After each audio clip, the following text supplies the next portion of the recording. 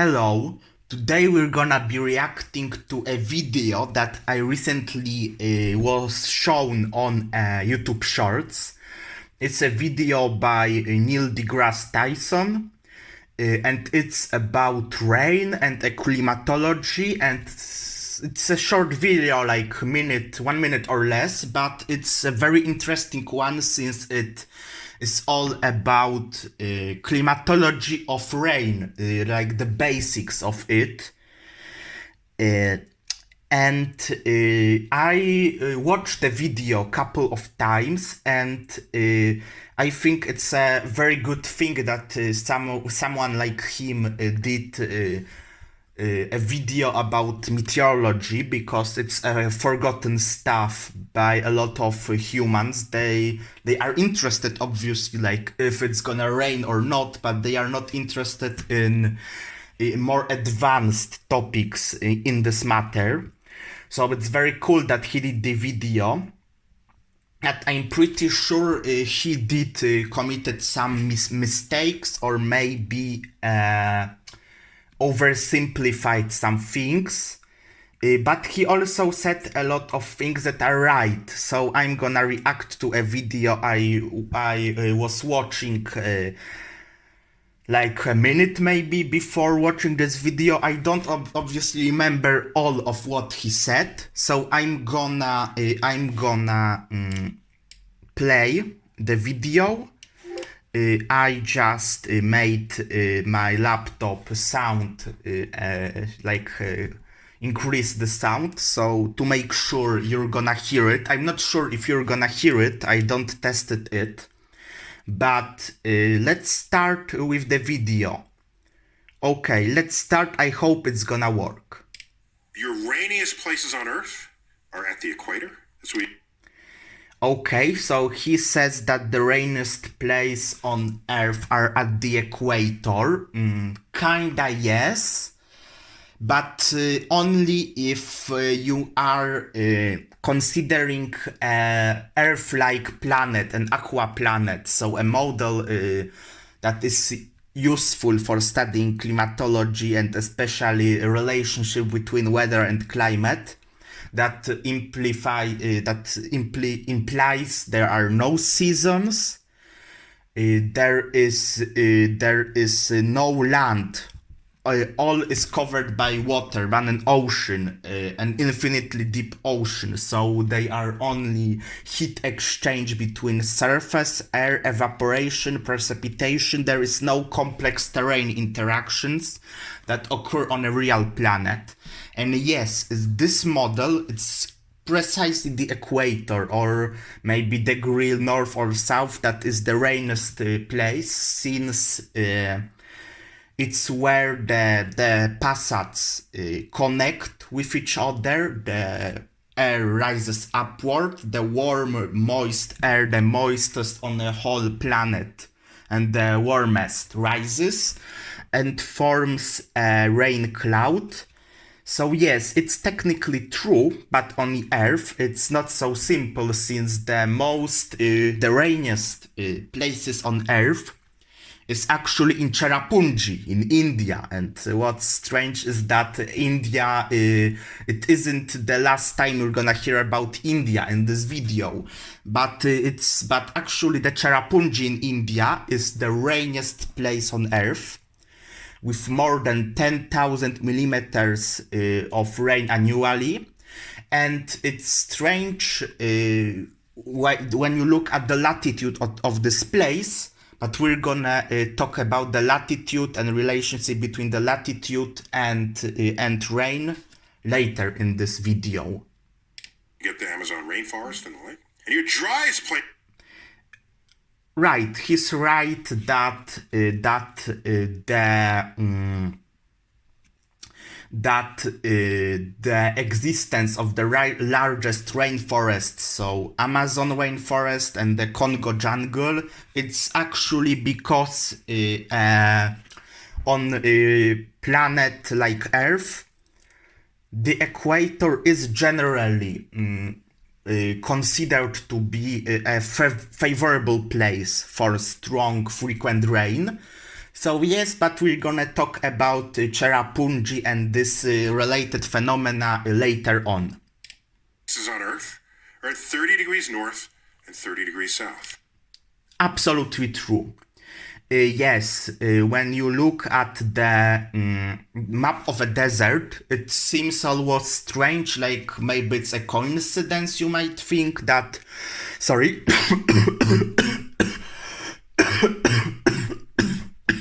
But sorry, very sorry about that. The all largest deserts are 30 degrees north or south, but it's not a coincidence at all. It's the way the global circulation works.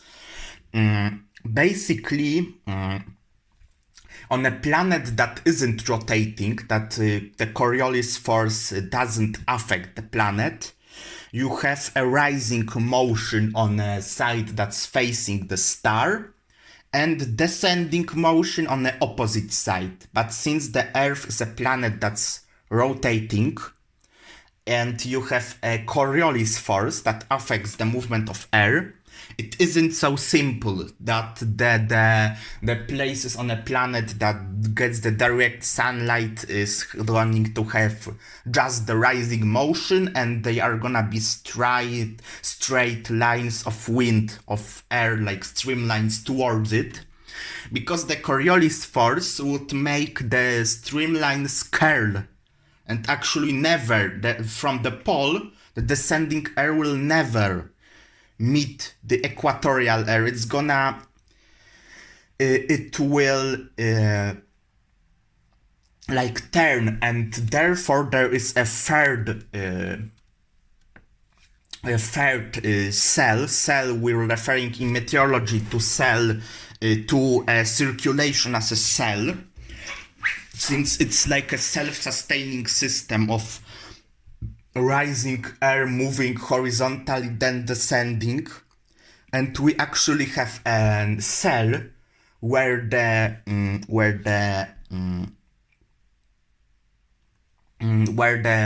surface motion of Earth is west to east. It's called the Ferrel cell, at about 30 to 60 degrees north and south.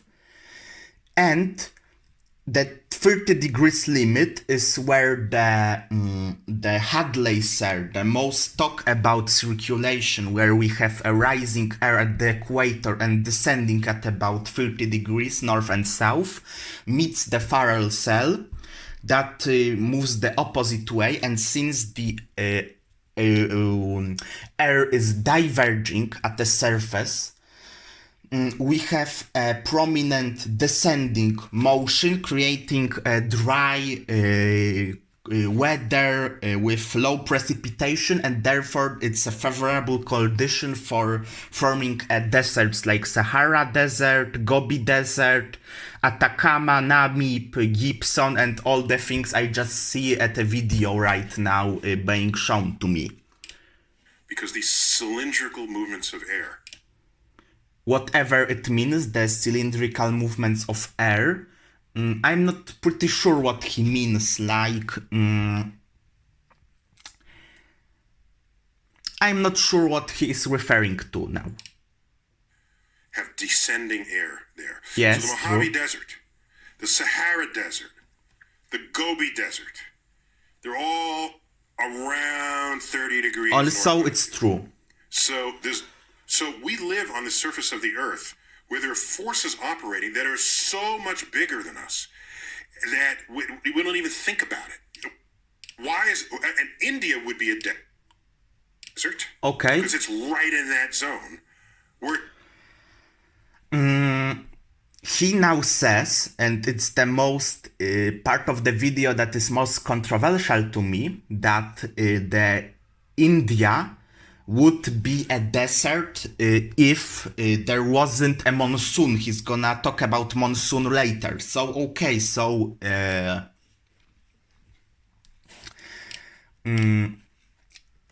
I'm gonna just check map of the world. Okay. I have a cool map. We see India. Yes, it's more or less 30 degrees. The New Delhi, this part of India are about 30 degrees north. So yes, there technically would be a desert, if not a monsoon. But also it's important to remember that you have parts like northern Florida, also 30 degrees north, doesn't affected much by monsoon. There are some local monsoon type things happening, but it's not a monsoon as we think of it in Asia or Africa. And we also have a green forest, temperate. There's a border between temperate and tropical climate and respective forests. Australia, 30 degrees south above Sydney, also not affected much by any monsoon type phenomena. We also have a green part of the earth, colloquially saying. The same Madagascar, southern Madagascar, South Africa. There are a lot of green places here, despite not being affected by monsoon on such a scale as India. So we're gonna listen more to the video. Not for the seasonal monsoons. Okay, so he is now saying that the monsoons are the thing that cause the India to be not as dry as deserts.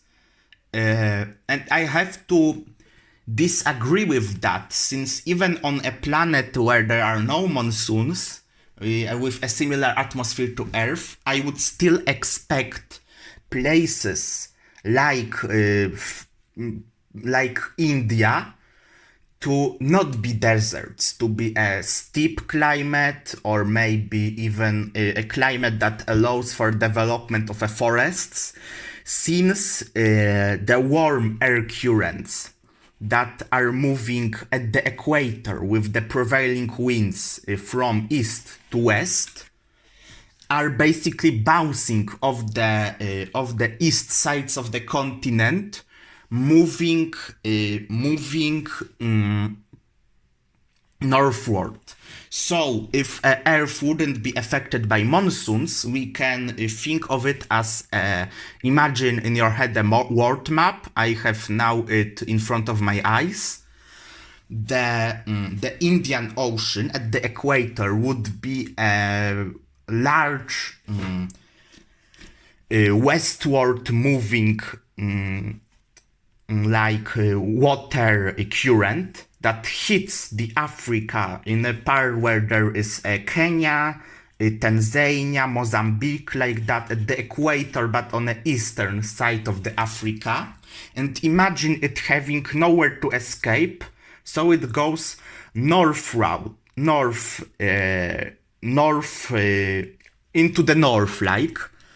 And it's actually, in this simplified version of the Earth, it would make an Arabian Peninsula, the places like Dubai,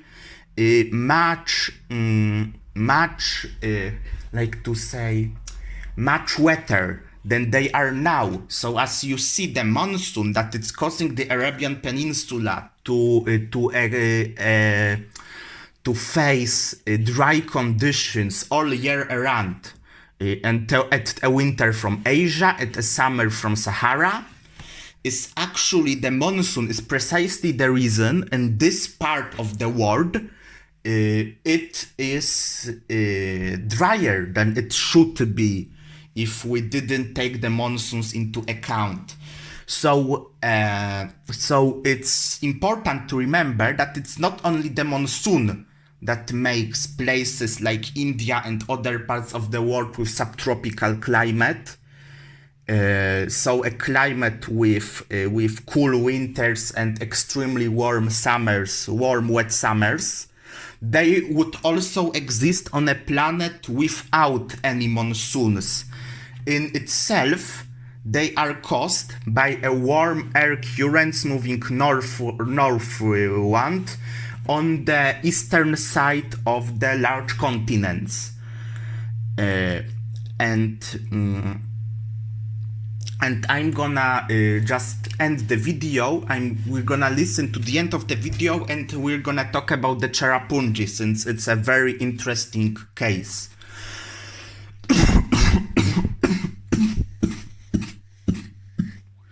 Sorry. Hey. It doesn't rain much in India, except when it's monsoon season. Yes, true. So the monsoon is sort of the exception to what would otherwise happen there. No, as I just said, no, it's quite normal that they will be parts of the world, 30 degrees north or south, that are gonna be actually wet, since the warm currents allow the existence of warm tropical air moving from the equator to these latitudes in these sides of the continent. But it's the end of the video, so now we're gonna talk about Cherrapunji, probably the rainiest place on Earth. It's in eastern India, and we're just gonna find that on my map from a site called Weather Spark. Sorry. I'm just gonna...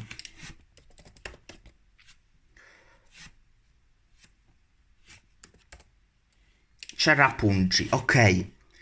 You can look at it, but I'm just gonna say it's a place positioned quite high up and close to the Himalaya mountains, so it's not as warm as other cities at this latitude.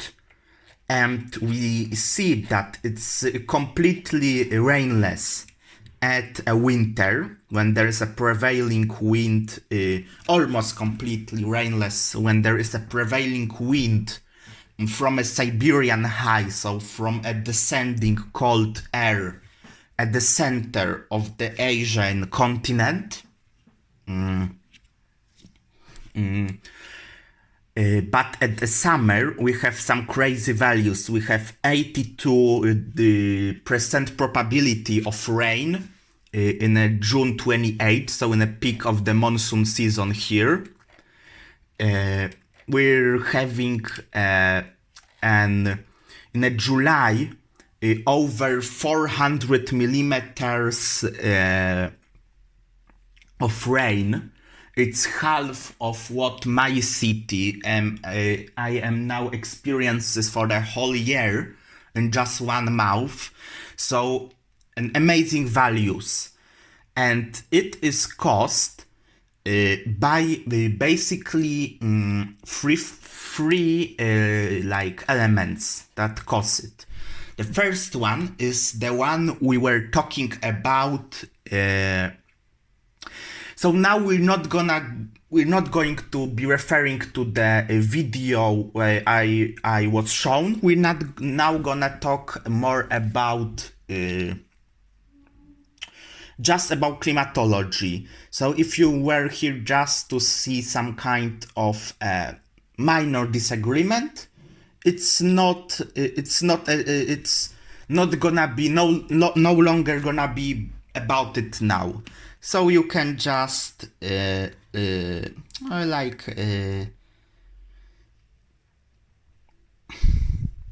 you don't need to listen to the video anymore. Okay, they are 3 elements that combine in order to create a condition that is favorable for such a large rainfall.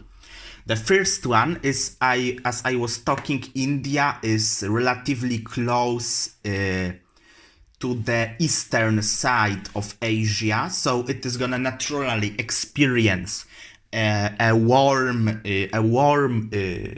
flow of water in the water, like the warm current that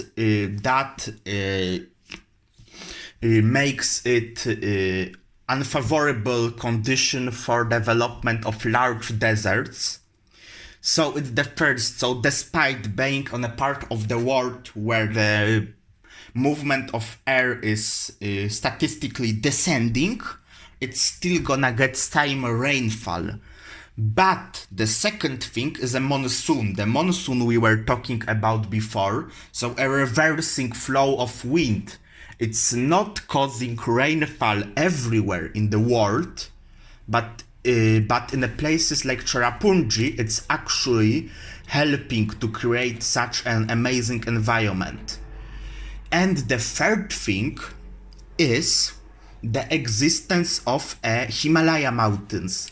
So the northward moving of air in the summer hits the mountains, rises up and causes a orographic precipitation. So a precipitation that is caused mainly by terrain, high terrain. Like in this case, it's a perfect case actually, because Cherrapunji is more or less 30 degrees north, and despite it, it has the most rainfall in the world, much more than places on an equator, like even Manaus in the middle of a jungle in Brasilia, Libreville in Africa, even places like Singapore that are rainy, like Darwin in Australia, places that are close to the equator and experience year-round precipitation, but despite having whole half of the year really dry, the monsoon in itself still manages to make the world's wettest place out of all in the world. So it's basically amazing. You can check it out on Weather Spark on other sites with climatological data, Cherrapunji. I'm not gonna even try to pronounce it correctly, or you just have to find it by yourself. But it's actually amazing. So I must say, I am very happy that someone is talking about climatology and makes this part of science more popular, despite having some minor mistakes, as I said. I think that the video by Neil deGrasse Tyson, a video you can find by typing Neil deGrasse Tyson and rain at the end, I think it's actually a very good video, a good way to propagate knowledge about weather and climate, that I still had to make a video to say what do I think about conditions that make India an exceptionally rainy place, despite being at a 30 degrees latitude north. So thank you, bye bye.